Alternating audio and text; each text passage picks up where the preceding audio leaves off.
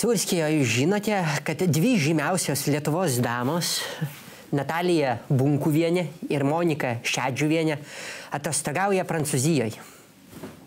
Tai turi kažkas ir Prancūzijoje atostogauti, negaligi visi atostogauti kaip šitie, kaip Radžis ir Rimiškis Šventojai. Bet ar jūs žinot, ką jos išdarinėja atostogų metu? Jos viena kitai čiupinėja krūtis. Šito negali būti. Ne, tik tais ne tai. Kaip čiupinėja? Šitaip? Nu, va taip.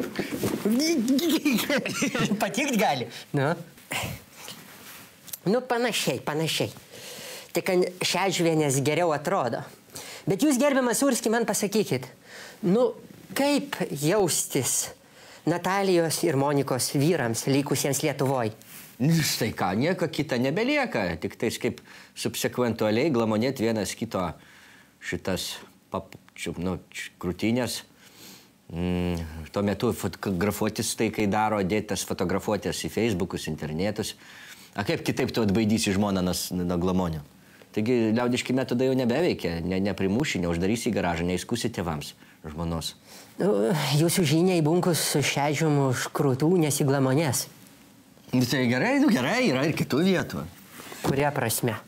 Nu, apsisukit man nugarytą, atsukit. No. Oi.